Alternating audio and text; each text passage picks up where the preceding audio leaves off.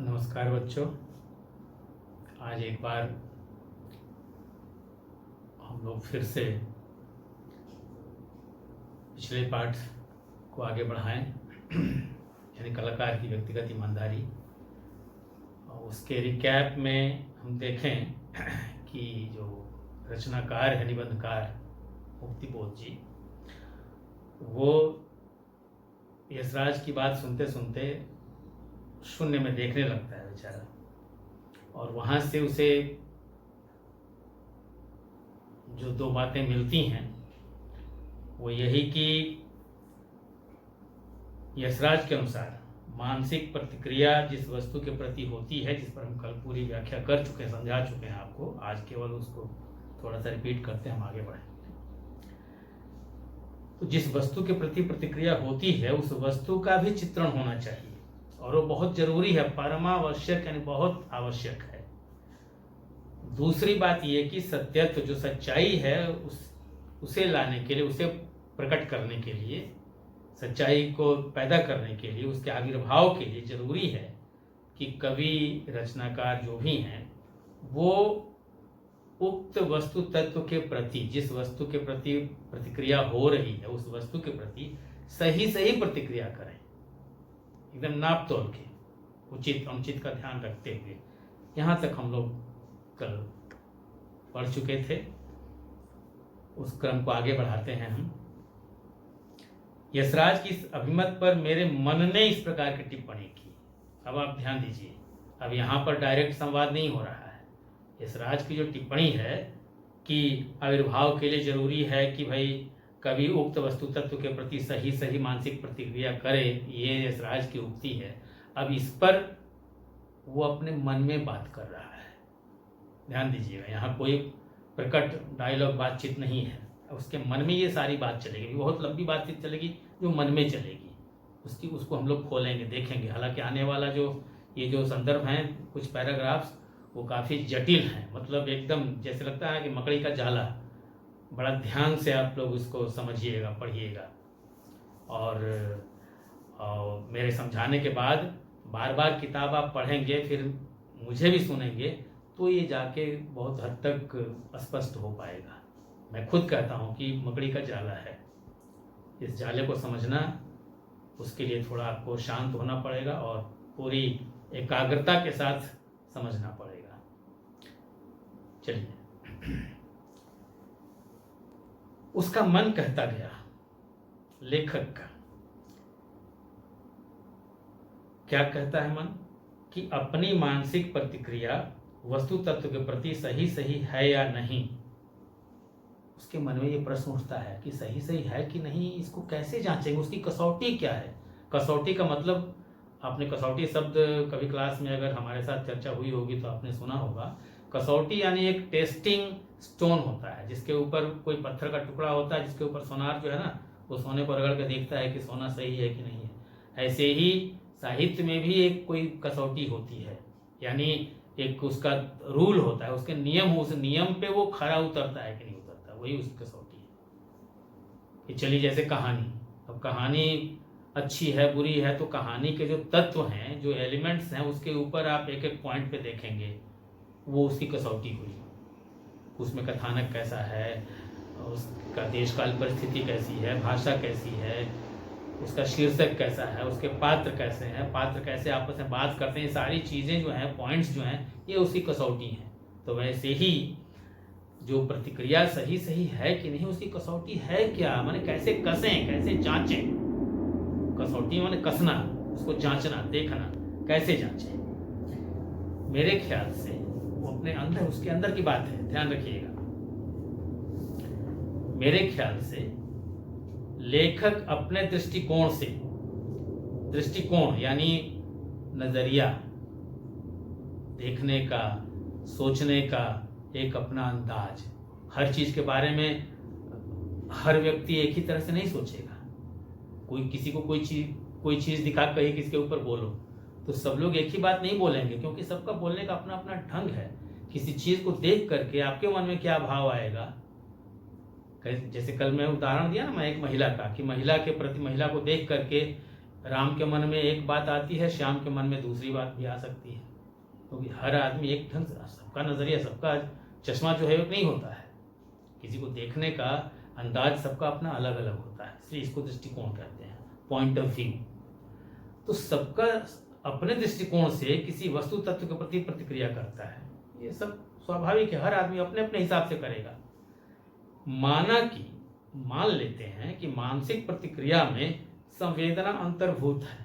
संवेदना यानी किसी को देख करके जो फीलिंग आती है वो अंतर्भूत यानी वो अंदर है। संवेदना जब तक नहीं होगी तो आप किसी के बारे में कुछ सोच ही नहीं पाएंगे। जैसे मान लीजिए कि रास्ते में किसी को चोट लगी है, कोई भिखारी है, कोई जरूरतमंद है, उसे देख करके आपके मन में अगर कोई पीड़ा पैदा न हो, कष्ट न हो, तकलीफ न हो, दर्द न हो, दया की भावना न हो, तो आप उसके बारे में क्या सोचेंगे? कोई भाव ही नहीं आएंगे आपके अंदर। तो संवेदना बहुत बड़ा तत्व है, वो संवेदना अंदर होती है। अंतर्भूत का मतलब अंदर बैठा हुआ, समाया हुआ। संवेदना प्रतिक्रिया में संवेदना होगी तभी प्रतिक्रिया होगी, है ना। बिना संवेदना के आप कुछ सोच ही नहीं सकते, कुछ बोल ही नहीं सकते। किंतु उसमें यानी उस संवेदना में, ध्यान दीजिए, उसमें यानी उस संवेदना में दृष्टि या दृष्टिकोण भी अंतर्भूत है।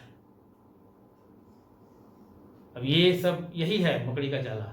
यहीं पर छोटे छोटे बच्चों का दिमाग जो है ना वो थोड़ा सा उलझ कर आ जाता है। यही आपको शांत हो करके समझना है कि प्रतिक्रिया में जो संवेदना अंतर्भूत है तो उसमें दृष्टिकोण भी अंतर्भूत है, क्योंकि जैसा दृष्टिकोण होगा वैसी ही संवेदना होगी।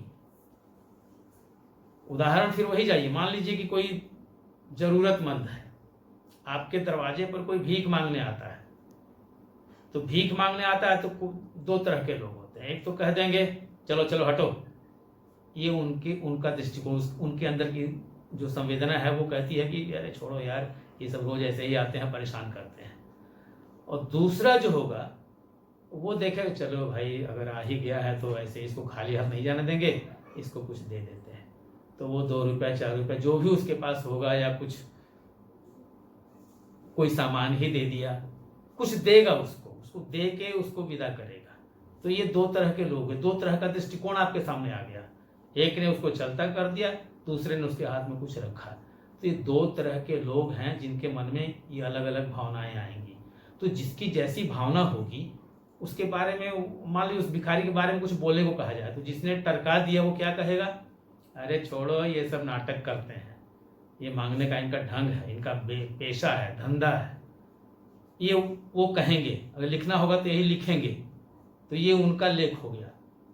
और जो दयालु है, जो थोड़ा बेचारा कंपैशनेट है, वो क्या कहेगा? भाई जरूरतमंद है, भूख लगी है तभी तो मेरे दरवाजे पर आया है। भगवान न करे किसी को ऐसे दिन देखने पड़े। मैंने जितना हो सका उसकी मदद की। तो ये अगर यही लिखेगा तो ये लिखेगा इस तरह से, उसमें दया के भाव होंगे। और दूसरा जो है उसमें दयाहीनता होगी। तो दृष्टिकोण अलग अलग हो गए तो विचार अलग हुए, और अगर लिखना हो तो लेख भी अलग हो जाएंगे। ये बात हमें लगता है कि आप समझे होंगे। तो निष्कर्ष ये निकलता है कि जो रिएक्शन है किसी के प्रति, कुछ जो हम बोलें या सोचें, जो प्रतिक्रिया व्यक्त करें, उसमें दोनों का होना स्वाभाविक है। संवेदना और दृष्टि, भाव आए, लेकिन भाव कैसे होंगे? जैसी दृष्टि होगी, जैसा आपका मिजाज होगा। अगर आप शांत प्रकृति के हैं, दयालु हैं, तो आप उस संवेदना को उस तरह से व्यक्त करेंगे। और अगर आप में दया नहीं है, आप क्रूर हैं, क्रोधी हैं, तो आपके मन में जो संवेदना है उसमें उसका रंग चढ़ेगा, उस क्रोध का रंग चढ़ेगा, आक्रोश का रंग चढ़ेगा, और वैसी भाषा सामने आएगी।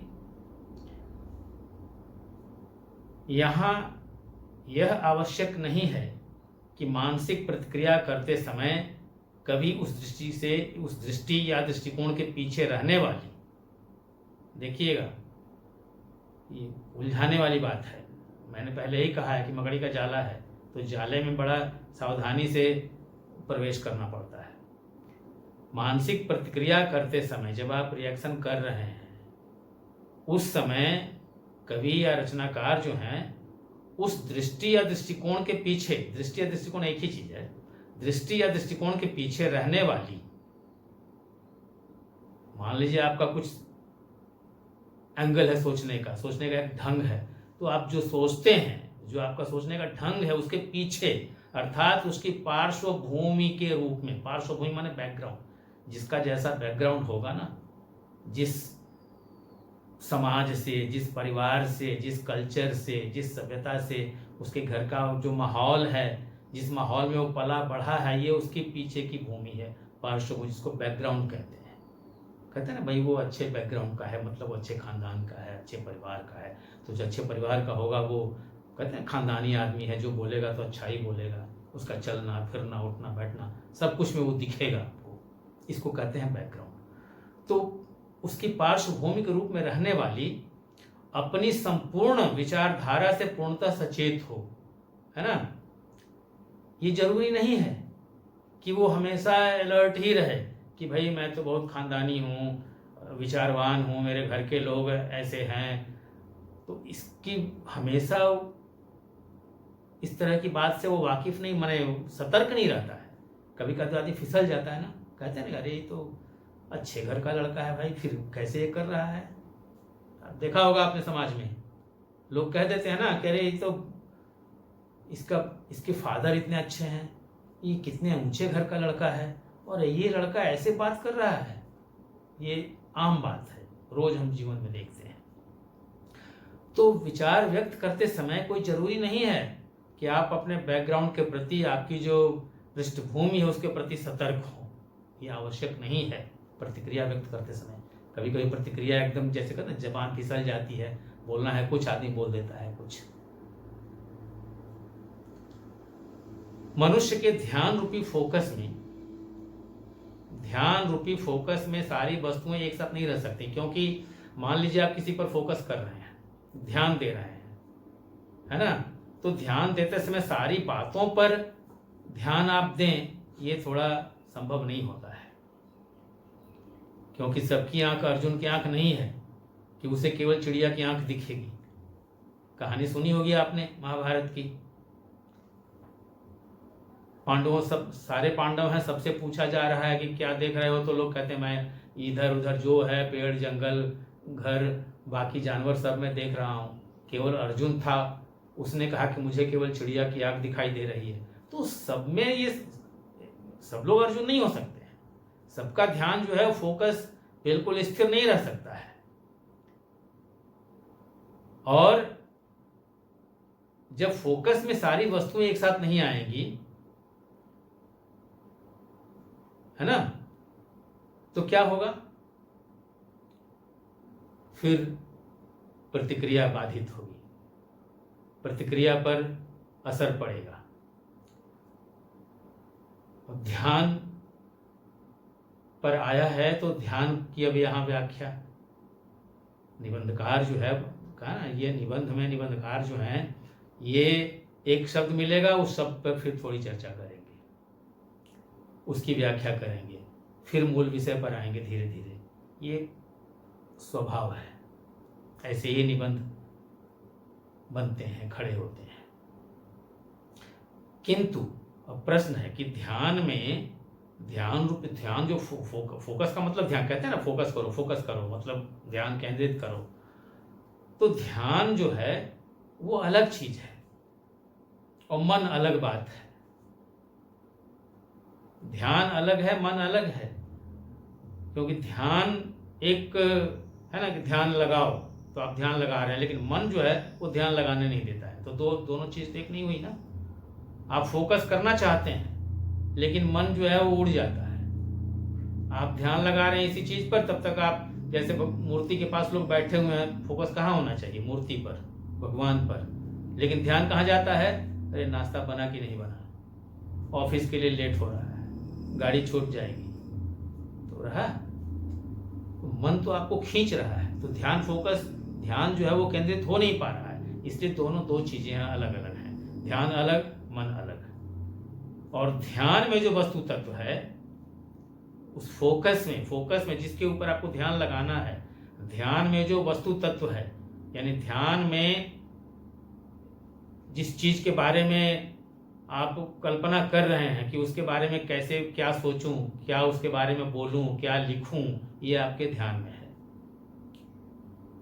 और उसके प्रति संवेदनात्मक, वही संवेदना माने एक फील आना, महसूस करना, और उस महसूस करने को आप शब्द दे रहे हैं, वाणी दे रहे हैं, लिख रहे हैं। किंतु उस प्रतिक्रिया में, जब आप प्रतिक्रिया कर रहे हैं, उस प्रतिक्रिया में प्रच्छन्न एक शब्द है, देखिएगा, प्रच्छन्न का मतलब गुप्त, छिपा हुआ, हिडन। प्रच्छन्न रूप से अथवा अर्ध सचेत रूप में, या तो बिल्कुल गुप्त है या आधा गुप्त है, आधा दिख रहा है, आधा नहीं दिख, उसको अर्ध सचेत कहते हैं। जैसे कहते हैं ना कि आदमी पूरी तरह बेहोश हो जाए तो उसको कुछ पता नहीं है, लेकिन अर्ध चेतन अवस्था में, मतलब हल्का हल्का उसके पास ज्ञान है, तो वही है। या तो प्रच्छन्न, बिल्कुल छिपा हुआ है, गुप्त है, या उस प्रतिक्रिया में, या तो वो चीज प्रतिक्रिया बिल्कुल प्रच्छन्न हो रही है, छिपी हुई है, या अर्ध चेतन रूप में है, अर्ध सचेत है ना, माने आधा सोया हुआ आधा जगा हुआ। ऐसी अगर स्थिति हो तो कवि की दृष्टि या दृष्टिकोण अवश्य रहता है, चाहे छिपे रूप में रहे या आधे रूप में रहे, लेकिन कवि का दृष्टिकोण तो रहेगा ना उस प्रतिक्रिया में, क्योंकि वही है ना, जैसा आप सोचेंगे, जैसी आपकी माने दृष्टि होगी, जैसा दृष्टिकोण होगा, वैसी ही बात करेंगे आप। ऊपर ही मैंने व्याख्या कर दी है, संवेदना है, लेकिन आपके जो एंगल्स हैं सोचने का, जो आपका नजरिया है, आपके आंख पर जो चश्मा लगा, उस चश्मे के अनुसार ही आप देखेंगे, उसी के हिसाब से आप लिखेंगे, बोलेंगे। या तो नेगेटिव बोलेंगे, नहीं तो पॉजिटिव बोलेंगे, या तो सकारात्मक या नकारात्मक, ये आपका दृष्टिकोण है। तो उस प्रतिक्रिया में या तो प्रच्छन्न रूप से यानी गुप्त रूप से, या अर्ध सचेत रूप से दृष्टिकोण रहेगा ही, यही आपको समझना है।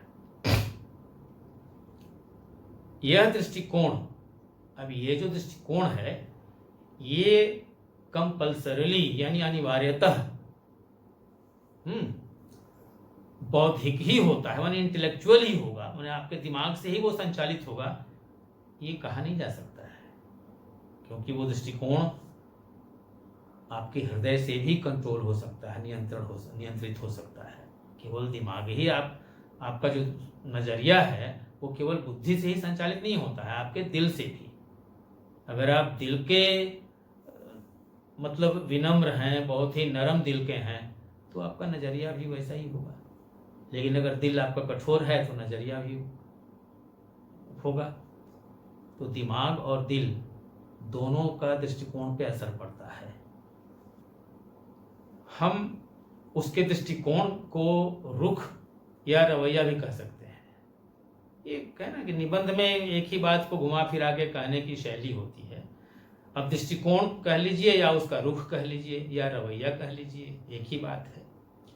मजेदार बात यह है कि कभी कभी मानसिक प्रतिक्रिया करते समय तो एक रुख या दृष्टि रहती है ना।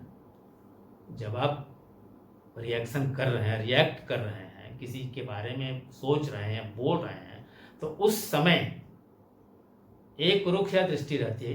कोई एक दृष्टि काम करेगी, कोई एक एंगल काम करेगा। लेकिन प्रॉब्लम ये है, समस्या ये है कि मन में तो मन के एक ही पार्ट नहीं होता है, दृष्टि एक होती है। लेकिन दिक्कत ये है, कोई मकड़ी के जाला वाली बात, देखिए कैसे जाल में आप फंसते जा रहे हैं। ये विचारों का जाल है, इसीलिए थोड़ा ध्यान केंद्रित करना जरूरी है। एक रुख या दृष्टि रहती है, किंतु मन जो है ना वो एक इकाई नहीं होता। ये मन एक ही यूनिट नहीं है, यानी मन में ब्रांचिंग है, उसकी शाखा है। मन अकेला नहीं होता है। सीधी बात है कि मन में आपके मन में क्या होता है, द्वंद्व चलता है ना, क्या ये करें कि नहीं करें, यही है मन। अगर मन में मन एक ही होता तो बस करना है, और कोई बात आती ही नहीं। लेकिन जब आपका मन प्रश्न करता है कि करें या ना करें, इसका मतलब आ गया ना दो, तो मन दो भाग में हमेशा बटा जाता है, यस और नो में। हाँ या ना, ये मन के दो पहलू हैं। तो मन की एक इकाई नहीं होती। उस इकाई के भीतर मन देखने में ऊपर से लग रहा है ना अकेला मन, लेकिन वो अंदर से उसमें एक दुई भी होती है, माने डबल, कुछ दूसरा एक सेकंड पार्ट भी होता है। क्या होता है? ऐसी स्थिति में चूंकि मन में दो भाव आ गए, दो भाग हो गए, बट गया मन, तो जब बटा हुआ मन हो तो ऐसे में क्या होगा, मानसिक प्रतिक्रिया के भीतर, मानसिक प्रतिक्रिया जब आप करेंगे तो उस प्रतिक्रिया के अंदर एक रुख या एक दृष्टि रहेगी, ठीक है ना, क्योंकि दो दृष्टि से नहीं होगा, दो है, लेकिन जब प्रतिक्रिया करेंगे तो कोई एक ही काम करेगा, या तो हाँ या ना। जब आप एक्शन ले लेंगे, सोचिए आप करें या ना करें, करना तो एक ही है ना, हाँ या नो, माने यस और नो दोनों तो नहीं चलेगा ना। मान लीजिए आपको प्रश्न दिया गया, कहा गया कि इस पर टिक लगाइए या क्रॉस कीजिए, तो दोनों आप कर देंगे। एक वाक्य दिया गया कि ये सही है या गलत है, तो उसको आप सही और गलत दोनों तो नहीं करेंगे ना, या तो गलत या सही, सीधी बात है। ओके, तो उस प्रतिक्रिया को संपादित और संशोधित करने वाली एक ही दृष्टि होती है ना। प्रतिक्रिया जो हम व्यक्त करेंगे उसको संचालित करने वाली, उसको कंट्रोल करने वाली दृष्टि एक ही होगी। मन में भले कई हों, लेकिन जब बोलेंगे तो किसी एक ही विचार से बोलेंगे, या तो ना या हाँ, नेगेटिव या पॉजिटिव, नकारात्मक या सकारात्मक। विवादियों के एक पक्ष का कहना है, विवादियों मान जो विवाद करते हैं, तर्क करते हैं ना, 10 आदमी बैठ गए, सबका अपना अपना चल रहा है, तो जितने विवादी हैं, विवाद करने वाले लोग हैं, तर्क करने वाले लोग हैं, उनका एक पक्ष, विवादियों का एक पक्ष, कई ग्रुप है, जैसे 10 लोग हैं तो 10 में 3-4 आदमी जो हैं उनका एक पक्ष हो गया, उसका एक पक्ष कहना है कि मानसिक प्रतिक्रिया का यह संशोधन संपादन अनावश्यक है। एक पक्ष कहता है, ध्यान दीजिएगा, जितने विवाद करने वाले हैं उसमें एक पार्टी, एक पक्ष कहता है कि मानसिक प्रतिक्रिया में संशोधन करना, सुधार करना, ये गलत है और गैर जरूरी है, अनावश्यक है और खतरे से भरा हुआ है। यानी अगर संशोधन करेंगे तो खतरा क्या है, सच्चाई मर जाएगी, यही खतरा, और क्या खतरा, का आग लग जाएगी, ऐसा नहीं है ना। जो आप विचार करेंगे, विचार व्यक्त करेंगे, जो भाव व्यक्त करेंगे, उसमें अगर आप काट छपट करेंगे, ज़्यादा कतर ब्योंत करेंगे, तो वो खतरनाक होगा। क्या खतरा है? क्योंकि बेईमानी हो सकती है। बेईमानी का मतलब जो कहना है वो नहीं कह पाए, यही ना बेईमानी है। जिसको जो देना है आप नहीं देते हैं, तो वही बेईमानी हो गई। जो कहना है जिसके बारे में वो नहीं आप कहते हैं, बेईमानी हो गई। मान लीजिए क्लास में आप बच्चे हैं, हमें आपकी तारीफ करनी है इतनी सी, और हम थोड़ा सा करके निकल गए, तो आपको कैसा लगेगा कि अरे सर जी तो इतना बोलना था, नहीं बोले, खाली थोड़ा सा बोल कर रह गए, तो मेरे साथ तो बेईमानी हो गई। सीधी बात है, जितना कहना है उतना नहीं कहे तो बेईमानी हो गई, जितना लिखना है नहीं लिखे, बेईमानी हो गई। और ये बेईमानी जानबूझकर की जाती है, क्योंकि हमें अगर आपकी तारीफ करनी है और हम आपकी तारीफ 100 शब्द में करनी है और हम 10 शब्द में निपटा दिए, तो क्या अनजाने में हो गया? कि जानबूझ के नहीं, इसको 100 शब्द में तारीफ तो मैं कर ही नहीं सकता। एक दिन इसने क्लास में बड़ा शोर मचाया था, मैं आज बदला लूंगा, इसकी तारीफ में से 90 शब्द में हटा देता हूँ, 10 में ही इसको निपटाता, तो ये बेईमानी हो गई। ऐसे ही लिखने वाले जो हैं, किसी के बारे में कुछ कहना है तो ईमानदारी से उतनी बात नहीं कहेंगे, तो बेईमानी होगी। इसलिए होना ये चाहिए कि व्यक्तिगत मानसिक प्रतिक्रिया को, यदि आपके व्यक्तिगत विचार हैं, अपने विचार हैं, आप रिएक्शन कर रहे हैं, प्रतिक्रिया कर रहे हैं, तो उस प्रतिक्रिया को ज्यों का त्यों, जो जैसा है वैसा, ज्यों का त्यों माने बिना संशोधन के, ठीक ठीक अनुपात और मात्रा में, बिल्कुल जितना बोलना चाहिए उतना बोलें, एकदम मैथमेटिक्स की तरह। 4 into 4 है तो वो 16 ही होना चाहिए। ये नहीं कि उसको साहित्यिक भाषा में एक, गणित में क्या है, 1 और 1 क्या होता है, 2 ही होगा ना, लेकिन साहित्य में क्या कहते हैं, 1 और 1 मिलकर 11 हो गए। ये साहित्यिक भाषा है,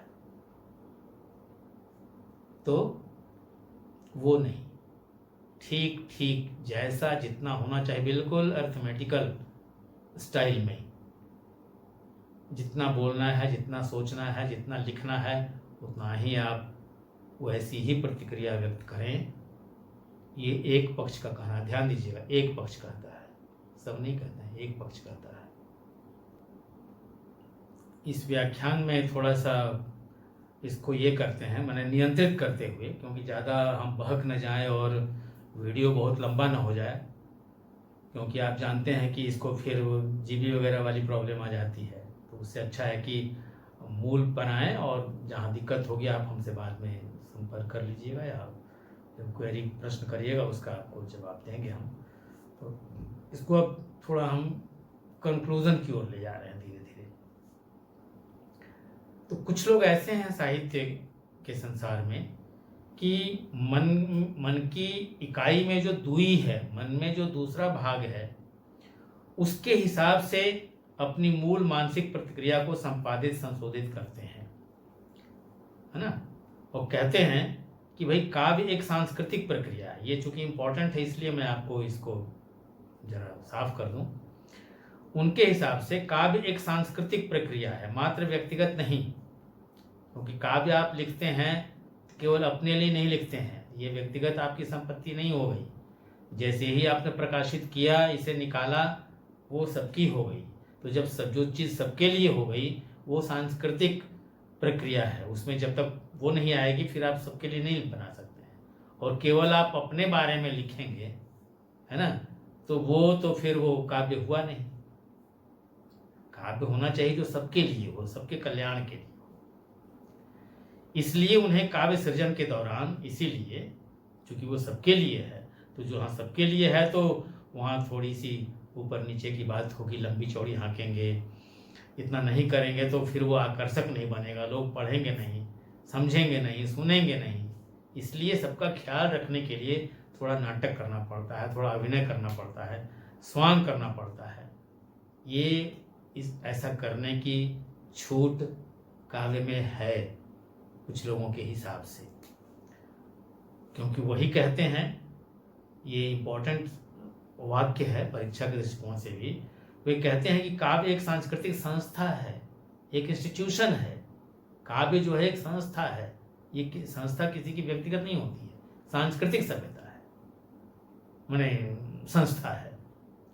किसी का व्यक्तिगत कमरा नहीं है, इंडिविजुअल कोई रूम नहीं है कि आप अपने रूम में जैसे मन करे वैसे रह लिए। कहता भाई हमाम में सभी नंगे होते हैं, स्नान घर में सभी नंगे होते हैं, वो आपका अलग है। लेकिन आप बाहर वही नंगापन लेके आप बाहर जाएंगे स्नान करने, कि वहां जाएंगे तो फिर आपको कपड़ा पहनना पड़ेगा। नदी में आप जलाशय में स्नान करते हैं तो कैसे स्नान करते हैं, पब्लिक प्लेस में आप स्विमिंग पूल में जाएंगे तो कैसे जाएंगे, बाथरूम में जैसे रहते हैं वैसे ही चले जाएंगे? नहीं, सीधे समझने के लिए है। वैसे ही काव्य में भी है, जब आप सबके लिए लिख रहे हैं तो आपको सबको ध्यान में रख के लिखना पड़ेगा, क्योंकि वो आपके इंडिविजुअल, वो आपका नहीं है, व्यक्तिगत कुछ नहीं है।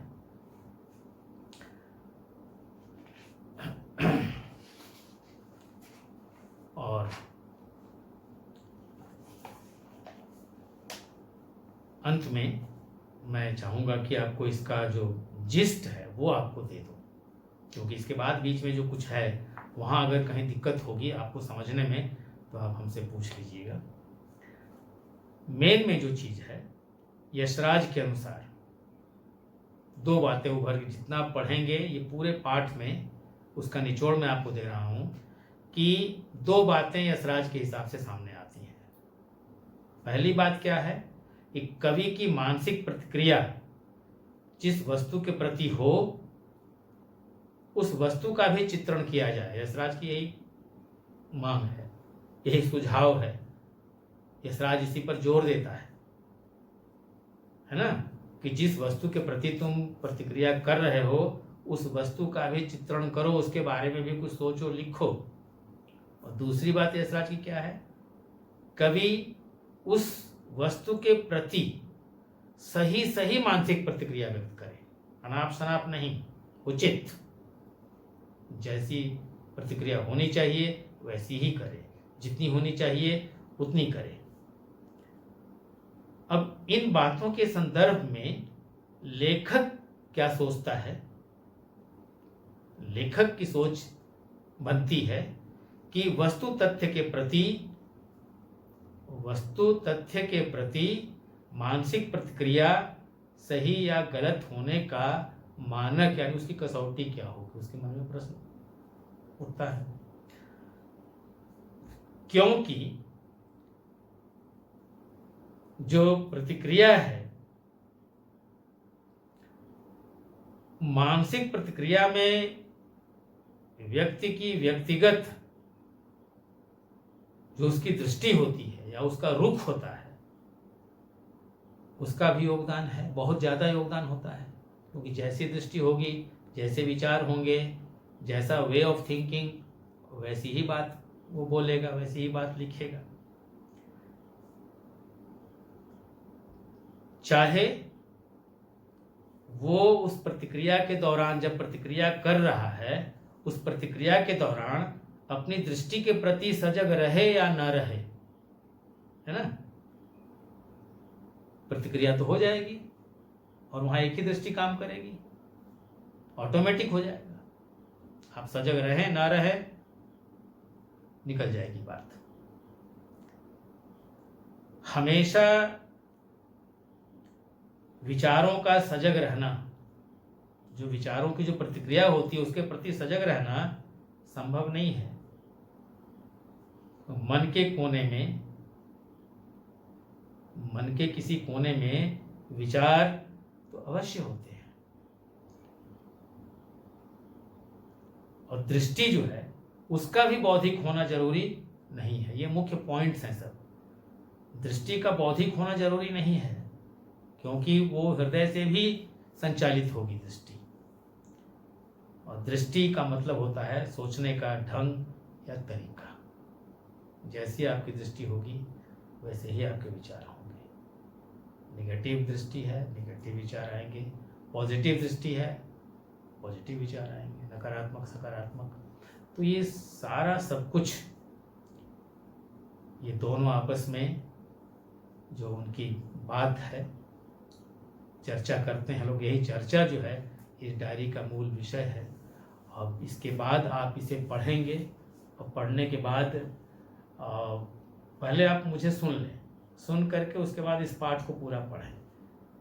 और जहाँ लगता है कि वीडियो के बहुत बड़े हो जाने के भय से मैंने इसको थोड़ा सा कंसाइज किया, थोड़ा कॉम्पैक्ट किया, तो कॉम्पैक्ट करने के लिए उसके कारण अगर कहीं कोई बात छूट रही है तो आप बाद में मुझसे कमेंट्स में अपना जो, या जब भी आपको फुर्सत मिले आप अपना प्रश्न रखिएगा कि सर यहाँ पर ये चीज़ स्पष्ट नहीं हो पाई, तो मैं उसको अलग से आपको वॉइस मैसेज दे करके या कुछ लिख करके स्क्रीनशॉट ले करके आपको भेज दूँगा या आपसे बात कर लूँगा। बहुत बहुत धन्यवाद आपका।